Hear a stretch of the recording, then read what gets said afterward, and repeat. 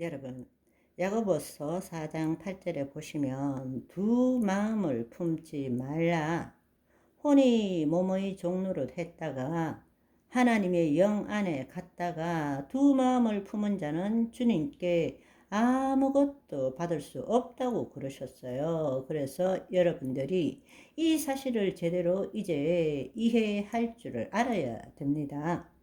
성경을 읽으면서 옛사람과 새사람, 속사람과 그 사람, 육에 속한 자와 육신에 속한 자와 영에 속한 자, 거짓 자, 이것이 무엇인지를 여러분들이 알게 되면 그때부터 성경을 읽으면 성경이 다르게 보이는 것입니다. 아하, 내 존재가 지금 어디쯤 있는 것이구나.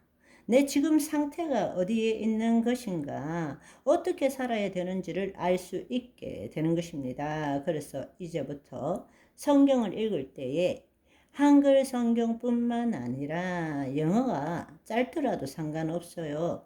번역본이 있는 어떤 영어 성경이든 그걸 옆에 두고 보시면 영혼의 문제가 나올 때, 마음의 문제가 나올 때 거기에 보면 스피릿인지 소울인지 마음이라 되어 있는 부분도 심중 하트인지 마인드인지를 알면 이제 여러분들이 이해하기 시작하는 것입니다. 이것이 속사람에 대한 이야기인지 겉사람에 대한 이야기인지 육에 속한 자의 이야기인지 육체에 속한 자의 이야기인지 도대체 영의 생각은 뭐고 육의 생각은 또 뭔지를 여러분들이 깨닫기 시작하는 것입니다. 그러면 우리가 새 사람이 되었는데 분명히 예수 그리스도를 믿음으로 새 사람이 되었는데 왜 온전한 삶, 새로운 삶을 사는 것이 그렇게 힘든 것인가? 두 가지 때문입니다. 계속 말씀드리는 중에 있지만 혼이 자신이 누구인지 알지 못하고 자기를 부인하고 자기 십자가를 지지 않기 때문입니다. 우리가 내 삶의 주인이 예수 그리스도이십니다 라고 말하고 시인하고 믿을 때 하나님의 영이 우리에게 임하시고 우리가 예수 그리스도 안에 새로운 피조물이 되었지만 혼과 몸은 여전히 죄 가운데 있는 거예요. 우리가 구원을 얻었다는 것은 법적으로는 우리의 예수 그리스도의 구원 사역에는 우리의 영, 혼, 몸 전부가 법적으로는 구원을 얻었지만 현실적으로는 우리의 영만이 구원을 얻은 거예요. 그렇기 때문에 새로운 피조물이 되어서 하나님의 통치하시도록 해 나가야 한다는 것입니다. 그게 바로 우리 안에 하나님 나라가 이루어진다는 것입니다. 아담과 하와 때도 하나님의 영이 있지만 혼은 자유의지를 가졌던 것처럼 오늘도 우리에게 하나님의 영이 있지만 혼은 여전히 자유의지를 가지고 있다라는 것입니다. 그때는 자유의지를 가진 혼이 마귀에 속아서 타락해서 죄를 지었지만 우리에게 다시 기회를 주신 거란 말입니다. 예수 그리스도 안에서 똑같은 상황에서 자유의지를 가지고 마귀에게 속할 수도 있지만 성령님의 이끌림을 받아서 하나님을 사랑하고 하나님 안에서 하나님의 자녀의 삶을 살 수 있는 기회를 주신 거란 말이에요. 그것이 우리에게 복음을 주신 이유인 것입니다. 그래서 마귀를 다 멸하지 않는 거예요. 왜냐하면 이제는 새 언약의 결산을 우리 스스로 해야 되기 때문입니다. 처음도 자유의지를 주시고 우리를 그만큼 사랑하셨잖아요. 지금도 자유의지를 주시고 하나님의 영이 임하셨지만 자유의지를 주시고 우리에게 하나님을 사랑할 수 있는 기회, 마귀의 종로를 할 수 있는 기회를 똑같이 주신 것입니다. 하나님은 강제하지 않으세요. 선택의 자유를 주신 것입니다.